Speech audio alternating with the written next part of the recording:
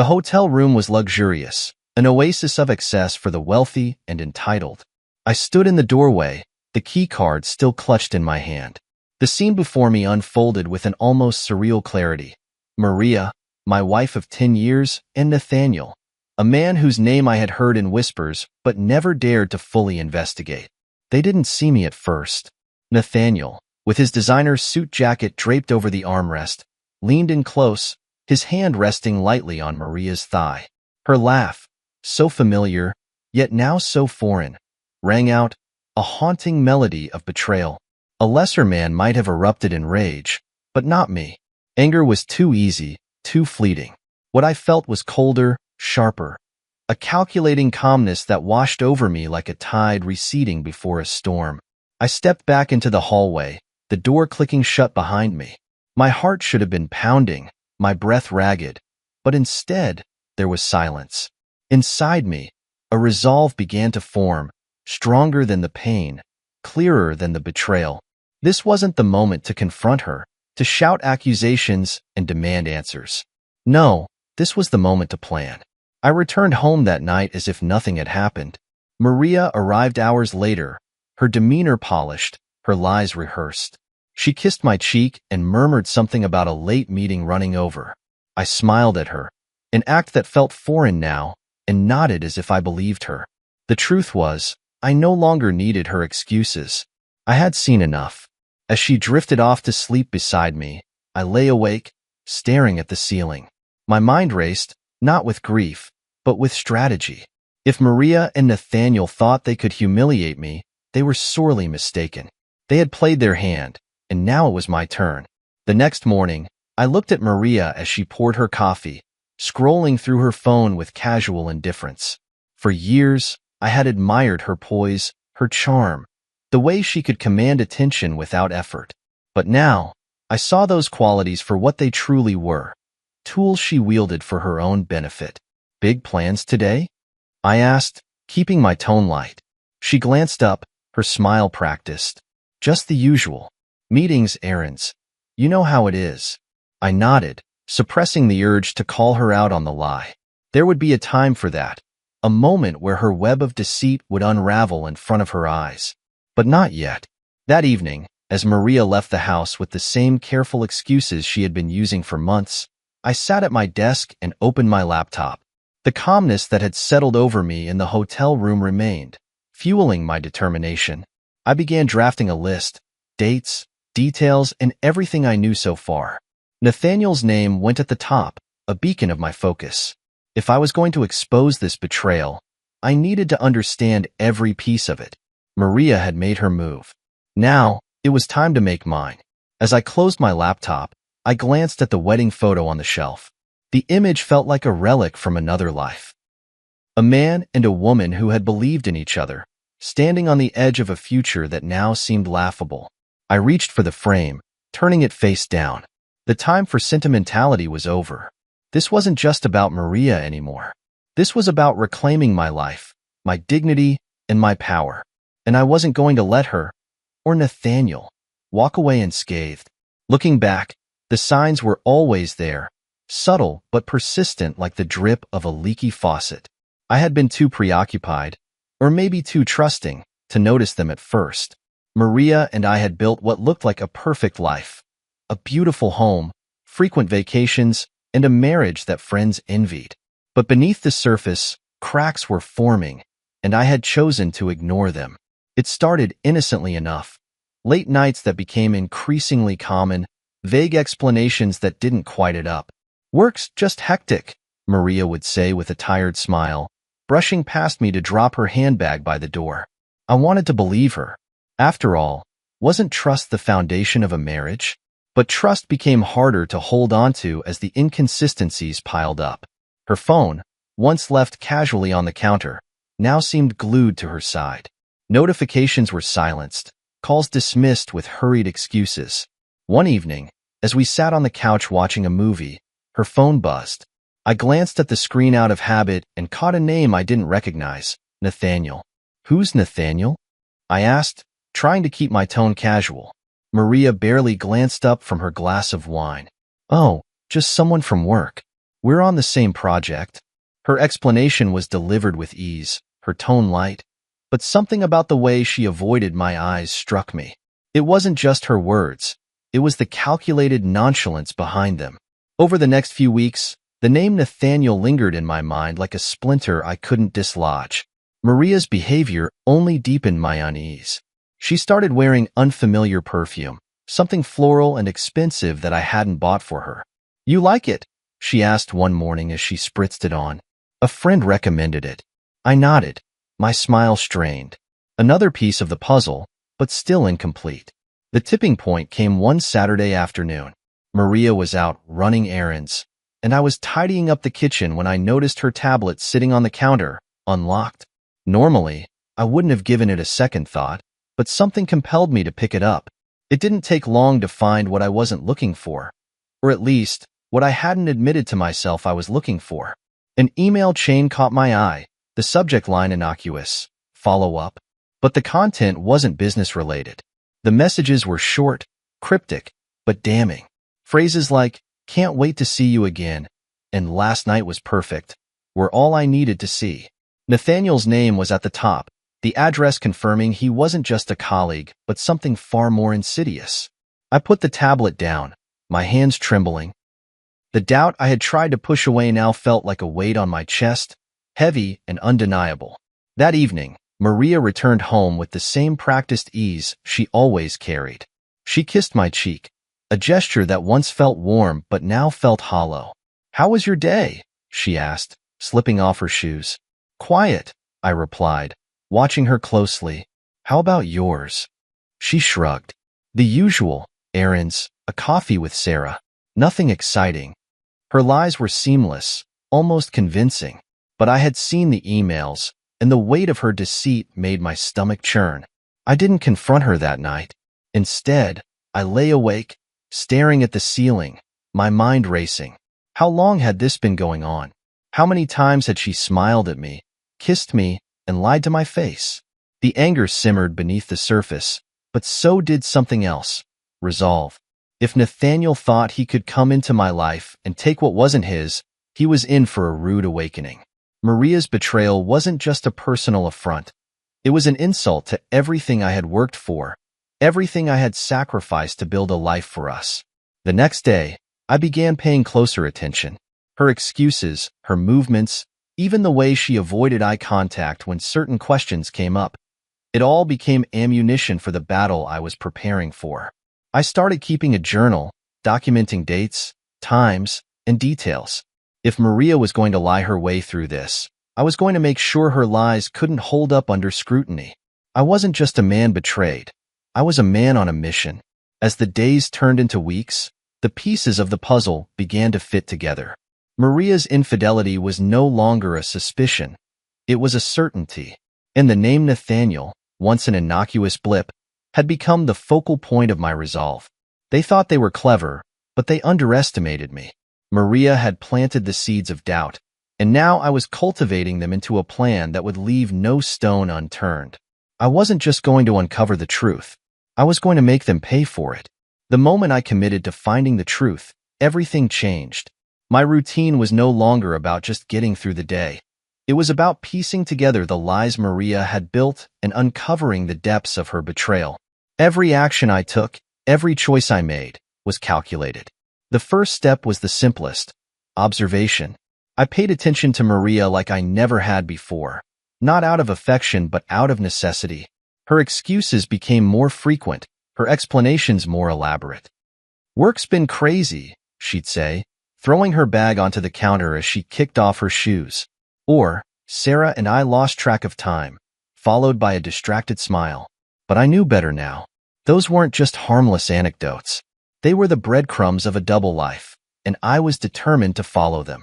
I started small, combing through Maria's calendar and credit card statements. Receipts told a story she hadn't shared with me: dinners at upscale restaurants, boutique hotel stays, and luxury gifts I had never seen. Then, there were the emails. Her tablet became my gateway to the truth, offering a trove of messages between her and Nathaniel. They were careful not to be explicit, but the intent behind their words was unmistakable. "I can't wait to see you again," one email read. I'll book the same suite. You know the one. The same suite. The word struck me like a hammer. This wasn't some fleeting mistake. This was calculated. Repeated. One night, while Maria slept, I found myself scrolling through her phone. It was risky. If she woke up, I'd have to explain why I was invading her privacy.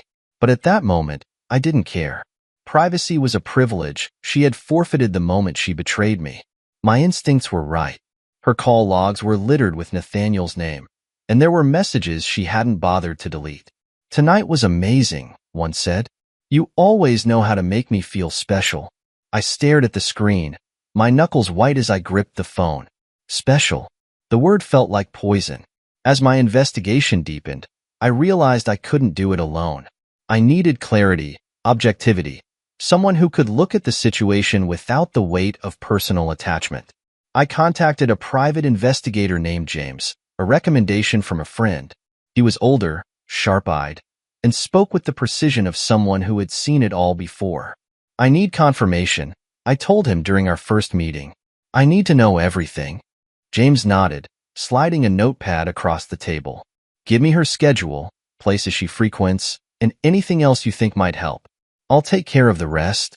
Handing over that information felt like relinquishing control, but it also felt like progress. The days that followed were tense.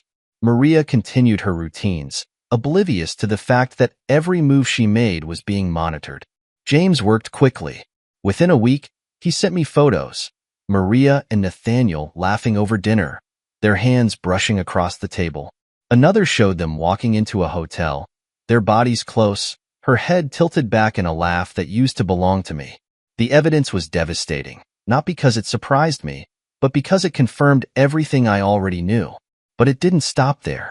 James uncovered even more: hotel bookings under Nathaniel's name, gift receipts for items Maria had flaunted at home, even a record of a weekend getaway they had taken while I believed she was visiting her sister.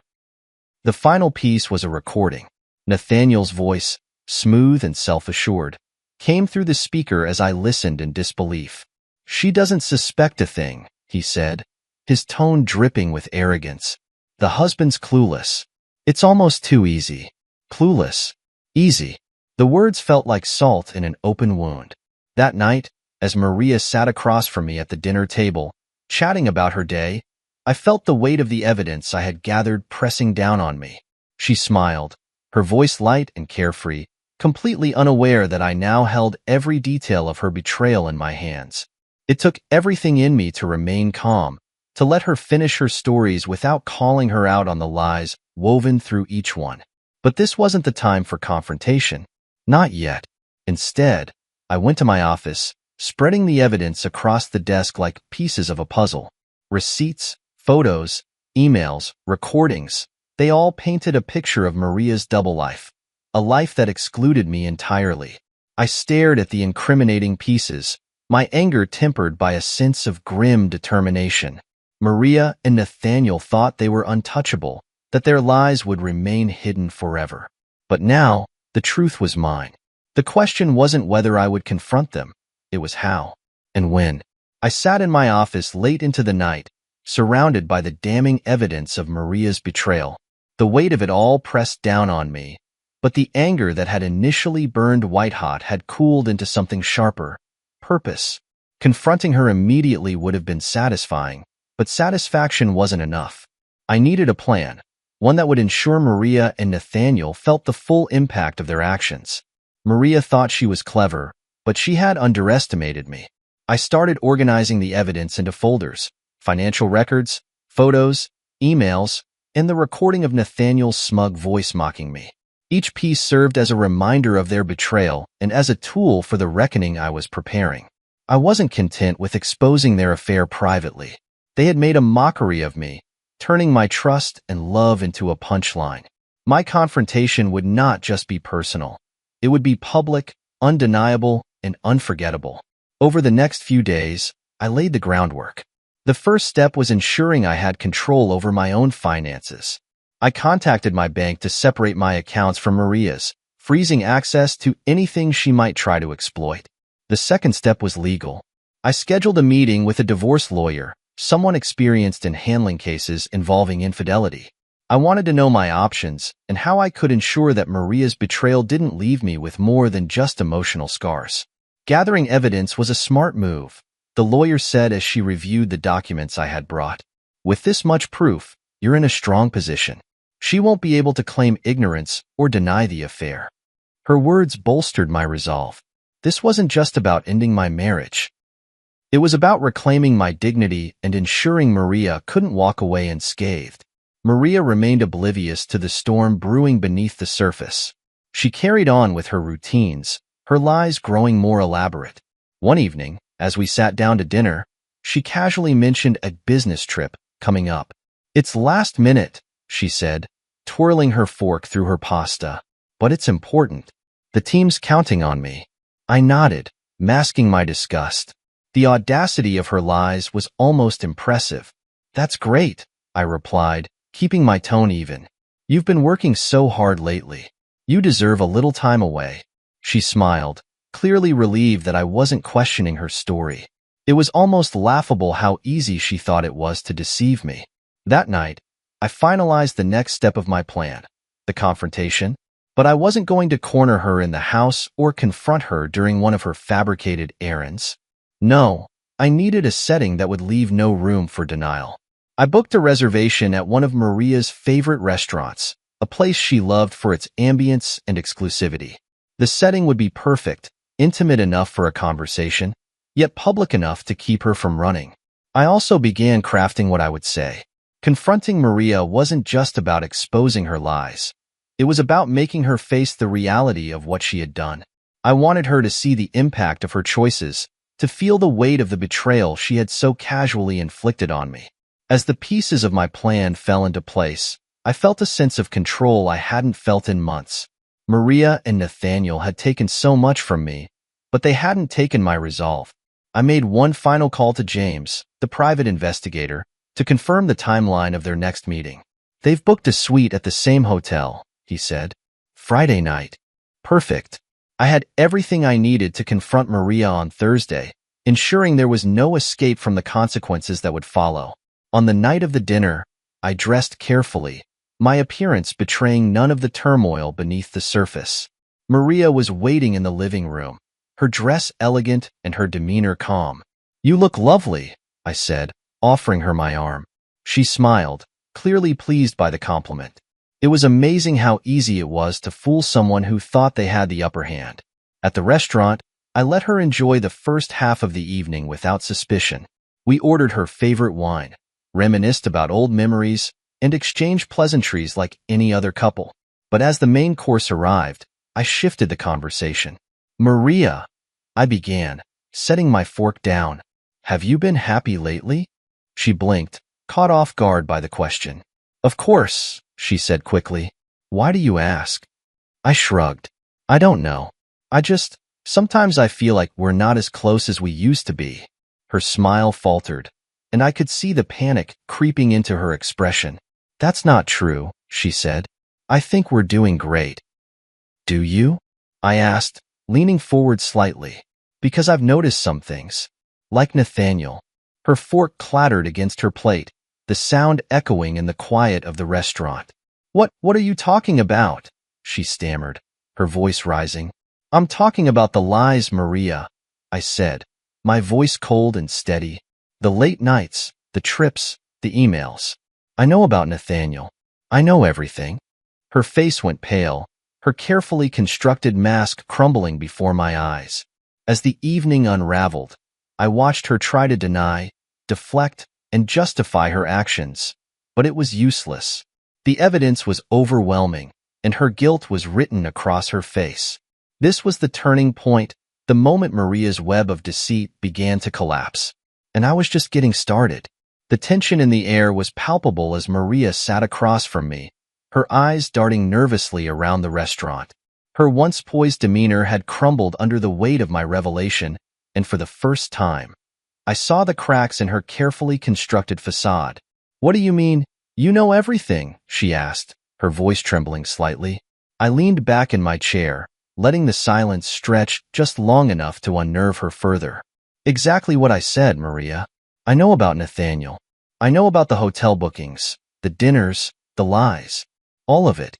She opened her mouth to respond, but no words came out. For once, Maria, the woman who always had an excuse, was speechless.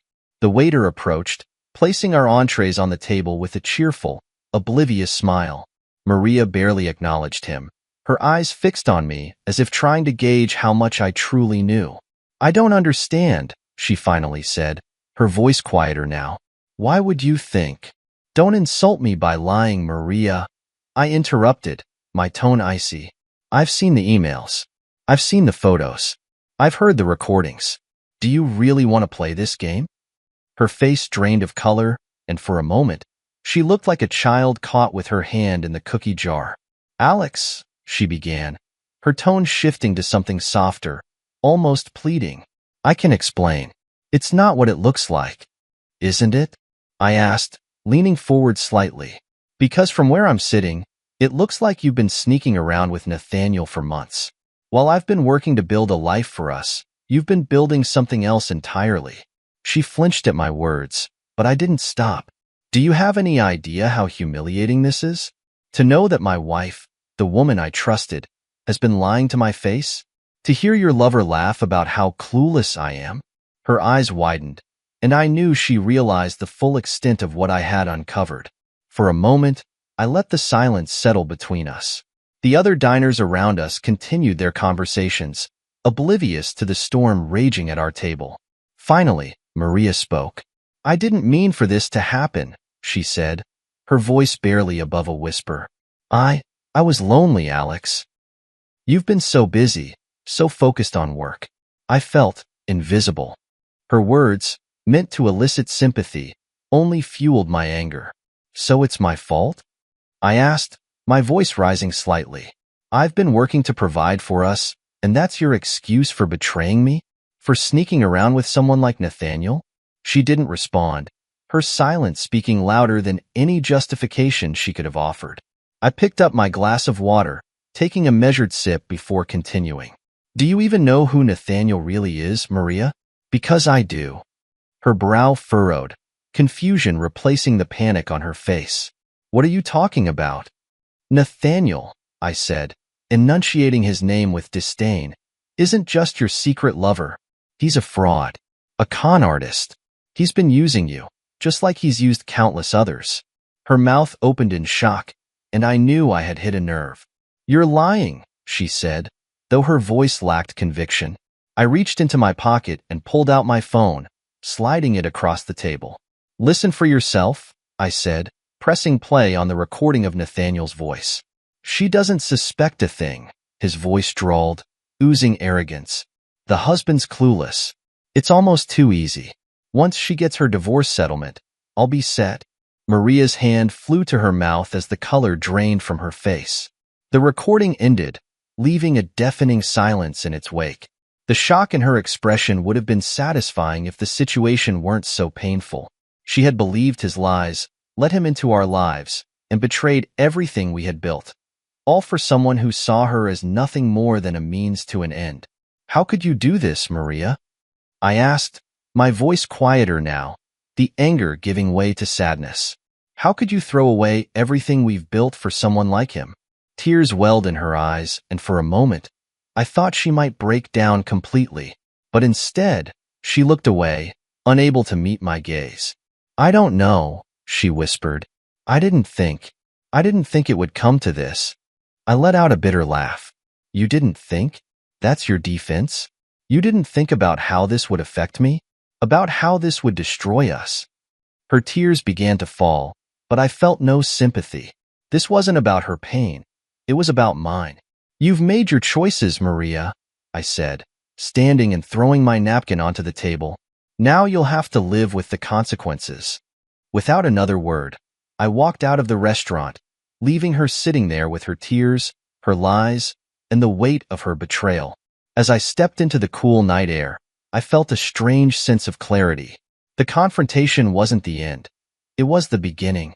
Maria and Nathaniel thought they could play me for a fool, but they had no idea who they were dealing with.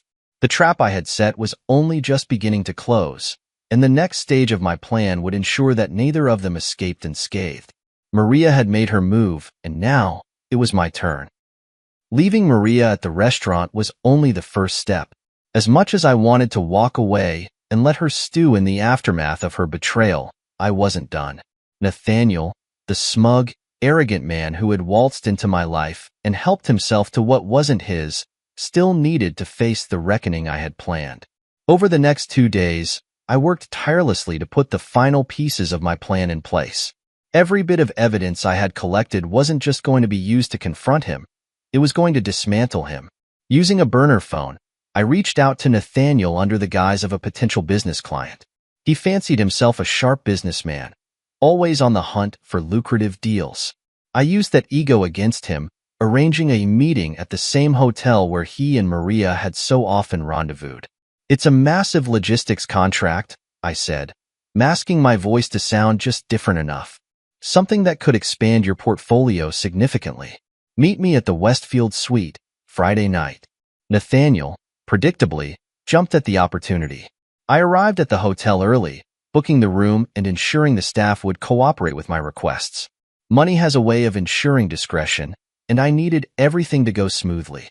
As I set up the suite, arranging documents, hidden cameras, and a laptop with a pre-recorded video presentation, I felt a strange calm settle over me. This wasn't about revenge, it was about justice. Nathaniel had built his life on lies and manipulation, and I was going to make sure it all came crashing down. By the time Nathaniel arrived, I was ready. He entered the suite with the confidence of a man who thought he owned the world. Dressed in a tailored suit and flashing a smug smile, he extended his hand. "You must be Mr. Carter," he said, his voice smooth. I didn't take his hand. Instead, I gestured for him to sit. "Take a seat, Nathaniel," I said, my voice cold. His smile faltered slightly, but he complied, his confusion evident. The moment he sat down, I pressed play on the video presentation I had prepared. The screen behind me lit up with photos and documents, images of him and Maria at various hotels, financial statements linking him to fraudulent activities, and a recording of his own voice admitting to his con artistry. "What the hell is this?" he demanded, his tone shifting from smug to defensive. "This," I said, leaning forward, "is the end of your little game." Nathaniel stood, attempting to leave, but I blocked the door. "You're not going anywhere, Nathaniel. Not until you hear me out." He scoffed, trying to regain his composure. "You think you can intimidate me? Do you know who I am?" "I know exactly who you are," I replied, my voice steady. "A fraud. A con artist who preys on people for money and power. But your luck has run out." I pulled out a USB drive and tossed it onto the table in front of him. "This contains everything. Your shady deals, your affair with my wife, your recorded confessions. Imagine what your investors, clients, or even your wife would think if they saw this." His face turned pale, and for the first time, I saw fear in his eyes. "You don't have the guts to use this," he said, though his voice wavered. I leaned closer, meeting his gaze. "Try me." He sank back into the chair, his bravado crumbling. "What do you want?" he asked, his voice barely above a whisper. "I want you out of my life," I said. "Out of my wife's life. And I want you to feel the same helplessness you've made others feel." I paused, letting my words sink in. "I've already sent a copy of this to your wife, Olivia. By now, she's watching it all unfold." His eyes widened in horror. "You didn't." "Oh, I did," I said, relishing the panic that now gripped him. "And if you try to retaliate, if you so much as look in my direction again, I'll make sure the world sees exactly who you are." Nathaniel stood abruptly, his hands trembling. "You're insane," he muttered. "Maybe," I said with a shrug, "but I'm also thorough. And unlike you, I don't leave loose ends." He stormed out of the suite, slamming the door behind him. I let out a deep breath, the adrenaline finally subsiding. As I left the hotel, I couldn't help but smile. Nathaniel had walked into my trap, and now he had nowhere to hide. The arrogance that had once fueled him was gone, replaced by the fear of a man whose lies were finally catching up to him. Maria's betrayal had been painful, but Nathaniel's role in it had made it intolerable. Now, He was facing the consequences of his actions, and I felt no sympathy for him. Justice had been served, and I wasn't done yet. Maria still had her part to play in this unraveling, and I intended to make sure she faced every bit of the fallout she deserved. The tension in the air was electric as I stepped into the hotel suite once more. Everything was in place, meticulously arranged for the final confrontation. Maria and Nathaniel believed they had outmaneuvered me, but tonight, they would discover just how wrong they were. The room was set up just as it had been when Nathaniel had arrived days earlier, with the incriminating presentation loaded onto the screen, waiting for its audience. Only this time, both of them would be here to face the full extent of their betrayal. Maria arrived first. She walked into the suite, dressed impeccably as always, her heels clicking against the polished floor. She froze when she saw me sitting on the couch, her eyes widening in shock. "Alex," she stammered, her voice faltering, "what are you doing here?" I stood slowly, my gaze locked on hers. "I think the better question is, Maria, what are you doing here? Meeting Nathaniel again, I assume?" Her face flushed as she scrambled for an excuse, but before she could speak, the door opened again. Nathaniel strode in, his usual arrogance on full display, but the moment he saw me, his steps faltered. "What the hell is this?" he demanded, glancing between Maria and me.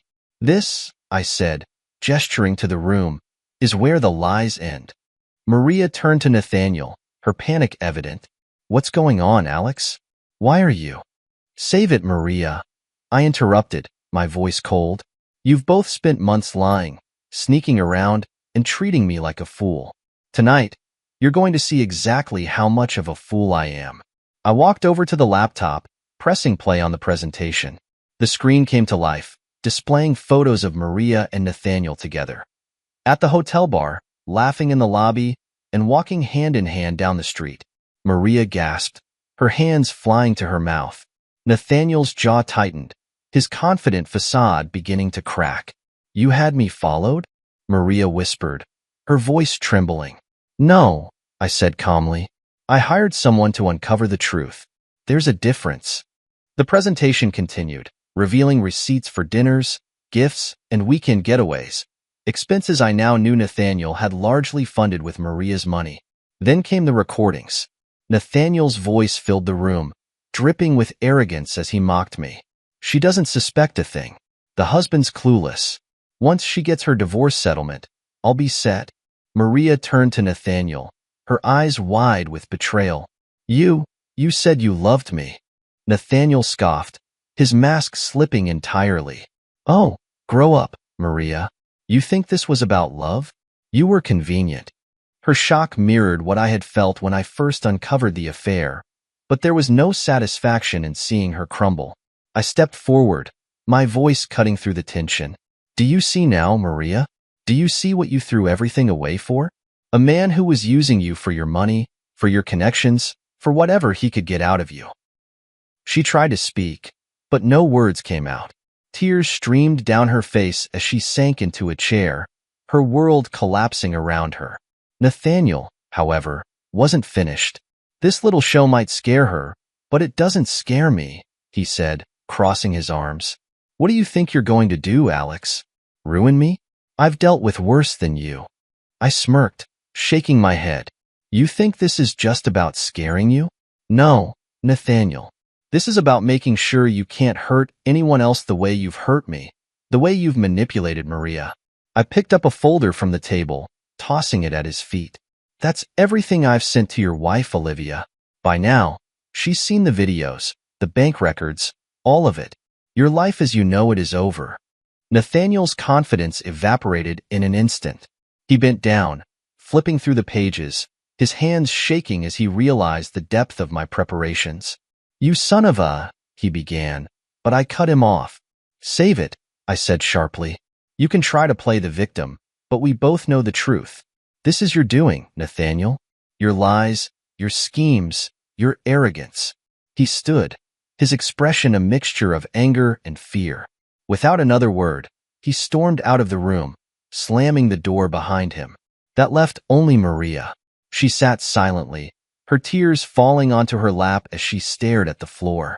Alex, she said finally, her voice barely audible. I'm sorry. I don't know what else to say. I crossed my arms, staring at her for a long moment. Sorry doesn't fix this, Maria. Sorry doesn't undo the lies, the betrayal, the humiliation. You made your choices, and now you'll have to live with them. She nodded, her shoulders slumping in defeat. I was stupid, Alex. I let myself believe his lies because I was lonely. I didn't think. No, I interrupted, my tone firm. You didn't think. And now, everything we built is gone. I picked up my coat, heading for the door. I hope you learned something from this, Maria, I said, pausing before I left.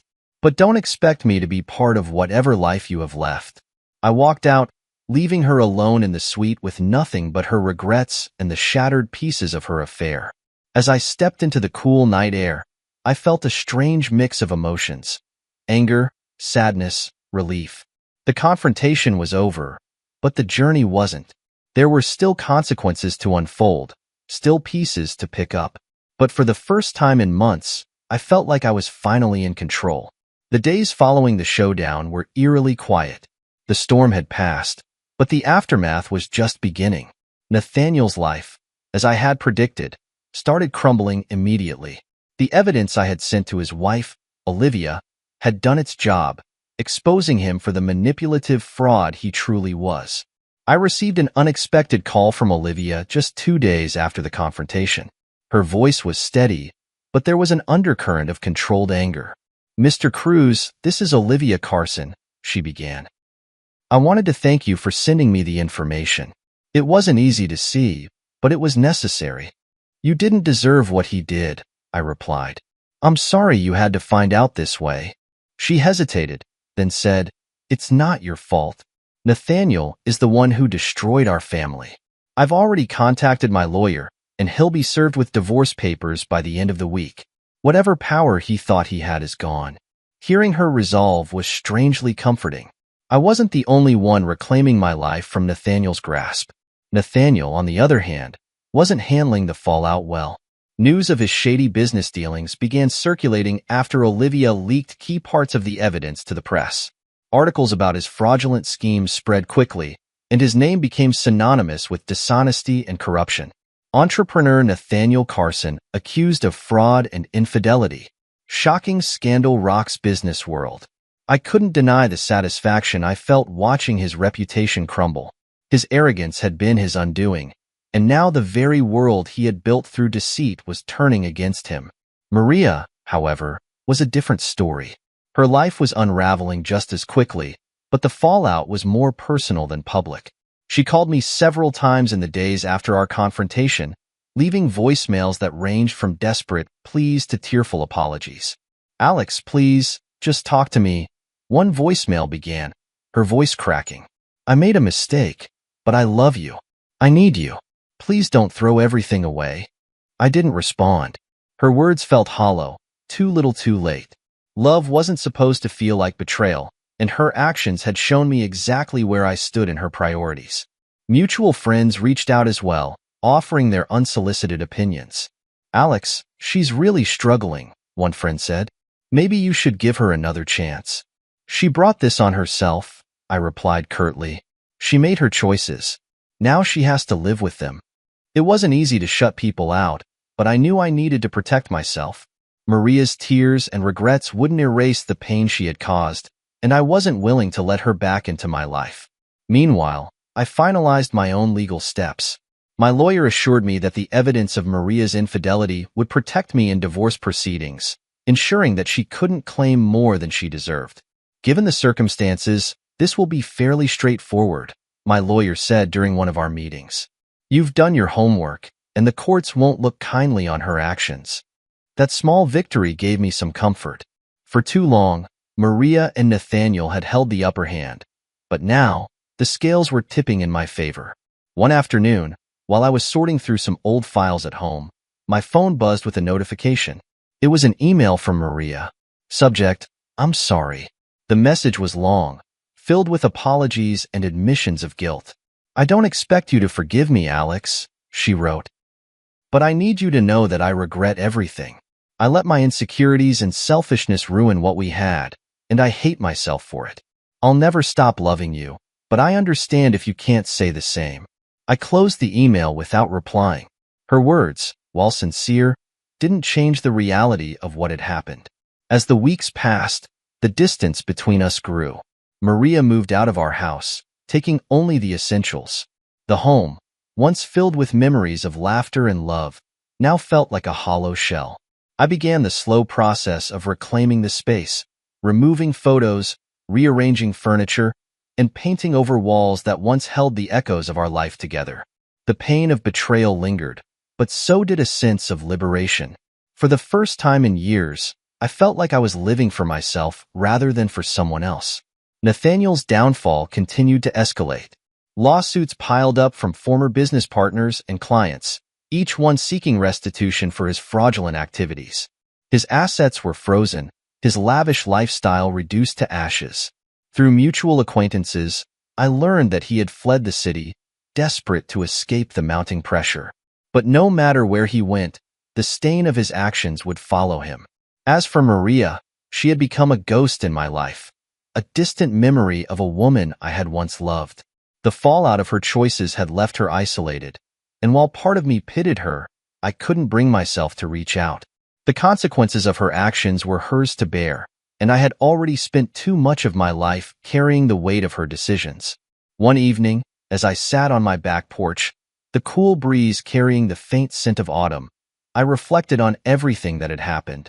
The betrayal, the confrontation, the fallout. It had all been painful, but it had also been necessary. Maria and Nathaniel had thought they could take from me without consequence, but they had underestimated my resolve. This wasn't the ending I had envisioned for my marriage, but it was the ending I needed. And now, as I looked toward the horizon, I felt something I hadn't felt in months: hope. Months passed, and with each day, the chaos Maria and Nathaniel had unleashed on my life faded further into the background. It wasn't an instant transformation. Healing is never that simple, but the weight of their betrayal grew lighter with time. The house, once a monument to our marriage, had become my sanctuary. I repainted the walls, replaced the furniture, and filled the empty spaces with things that reflected my new life. It wasn't just about removing Maria's presence, it was about reclaiming my own. Maria and Nathaniel, on the other hand, were still trapped in the wreckage of their choices. News of Nathaniel's fraudulent dealings had spread like wildfire, leaving him a pariah in the business world. His assets were frozen, lawsuits continued to pile up, and his name was now synonymous with deceit. Through mutual acquaintances, I learned that he had attempted to relocate to a smaller city, hoping to rebuild his life. But his reputation followed him, ensuring he'd never regain the power and influence he once enjoyed. Maria's life had unraveled in a quieter, more personal way. After our divorce was finalized, she moved into a modest apartment across town. Gone were the lavish vacations and designer clothes. Her new life was a stark contrast to the one she had once flaunted. She reached out a few times, though her messages became less frequent as it became clear I wouldn't respond. Her last attempt was a letter, handwritten and delivered to my office. "Alex, I know I've said this before, but I'm sorry. Truly. I don't expect forgiveness, but I need you to know how much I regret what I've done. Losing you has been the hardest thing I've ever faced, and I'll carry that guilt with me for the rest of my life. I hope you find happiness. You deserve it more than anyone I know. Maria, ****. I read the letter once before tucking it into a drawer. Her remorse seemed genuine, but it didn't change the past. I had given her everything, and she had thrown it away. Forgiving her wouldn't erase the pain or undo the damage she had caused. Despite their attempts to move forward, Maria and Nathaniel remained distant echoes in my life. I no longer felt anger when I thought of them, just a sense of detachment. They were part of a chapter one had closed, a story I no longer wanted to read. My focus now was on myself. For years, I had poured everything into my marriage, neglecting my own needs and dreams. But now, I was rediscovering who I was outside of that relationship. Professionally, I was thriving. My career, once overshadowed by the emotional turmoil of my marriage, was now a source of pride and fulfillment. I secured new partnerships, expanded my network, and even began mentoring young professionals. The recognition was rewarding, but what mattered most was the sense of purpose I felt every day. Personally, I embraced the freedom that came with starting over. I traveled to places I had always wanted to see but had put off for another time. I joined a hiking group, finding solace in the quiet strength of nature. It was during one of these hikes that I met Claire, a photographer visiting the area for a project. She was funny, curious, and completely uninterested in prying into my past. Our connection was easy, unforced. She had a way of making me feel seen without expecting anything in return. For the first time in years, I felt the stirrings of hope. Hope that love could exist without lies, without betrayal. One evening, as Claire and I sat by a campfire during a group outing, she asked, "What made you join this group?" I hesitated, unsure how much to share. "I guess I needed a change," I said finally. "A chance to focus on myself for a while." She smiled, her eyes reflecting the firelight. "Well, whatever brought you here, I'm glad it did." Her words stayed with me long after the fire burned out. Back home, I found myself reflecting on everything that had led me to this moment. The betrayal, the heartbreak, the confrontation. It had all been painful, but it had also been transformative. Maria and Nathaniel had tried to break me, but in the end, they had only strengthened my resolve. I wasn't the same man I had been before. I was stronger, wiser, and more in tune with what I deserved. One night, as I stood on my balcony overlooking the city, I raised a glass to the horizon. It wasn't a toast to revenge or even to survival. It was a toast to growth, to the future, and to the peace I had finally found. Maria's betrayal had reshaped my life, but it hadn't defined it.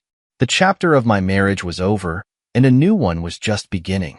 I wasn't sure where this journey would take me, but for the first time in a long time, I felt ready to embrace it. The morning sun poured through the windows of my new apartment, bathing the space in a warm, golden light. It was a far cry from the house Maria and I had shared, a place now synonymous with betrayal and pain. This apartment wasn't just a change of scenery, it was a symbol of the life I had rebuilt. For the first time in years, I felt at peace. The chaos Maria and Nathaniel had brought into my life was behind me, replaced by a quiet resilience and a newfound sense of purpose. That morning, I had a flight to catch. Claire had invited me to visit her in Madrid, where she was completing a photography project. We had kept in touch since the hiking trip, exchanging stories and photos, and what started as a casual friendship had blossomed into something I couldn't ignore. Claire wasn't like anyone I had met before. She didn't ask about Maria or Nathaniel, didn't pry into the darker corners of my past. Instead, she focused on the present, on who I was now and where I wanted to go. Her warmth and authenticity were a stark contrast to the superficiality I had grown accustomed to. For the first time since the betrayal, I felt safe letting my guard down. As the plane took off, I looked out at the clouds, feeling a mixture of anticipation and gratitude. This trip wasn't just about seeing Claire. It was about embracing the future. The pain of the past was still there, but it no longer controlled me. When I arrived in Madrid, Claire was waiting at the airport, her camera slung over her shoulder and a bright smile on her face. "Welcome to Spain," she said, pulling me into a warm hug. "Thanks," I replied, feeling an unfamiliar but welcome sense of ease. We spent the next few days exploring the city. Madrid was alive with energy, its streets filled with music, laughter, and the aroma of delicious food. Claire took me to her favorite spots, hidden cafes, bustling markets, and quiet parks where she often found inspiration for her photography. One evening, as we walked along the cobblestone streets, Claire stopped to snap a photo of a street musician playing a soulful melody on his guitar. "You've got a good eye," I said, watching her adjust the lens. She smiled, lowering the camera. "You think so?" "Yeah," I replied. "You see the beauty in things most people overlook." Her expression softened, and for a moment, we stood there in comfortable silence. That night, as we sat on her balcony overlooking the city, Claire asked, "Do you ever think about going back to what you had before?" I shook my head. No, what I had before wasn't real. It took me a long time to see that, but I'm glad I finally did. She nodded, her gaze thoughtful. It's hard to let go of something you thought was forever. It is, I admitted. But sometimes letting go is the only way to move forward. As the days turned into weeks, I felt myself growing more comfortable in this new chapter of my life. Claire and I weren't rushing into anything, but there was an undeniable connection between us. She understood me in a way I hadn't experienced before, and I found myself looking forward to each conversation, each shared moment. One evening, back at her apartment, I noticed a photo on her desk.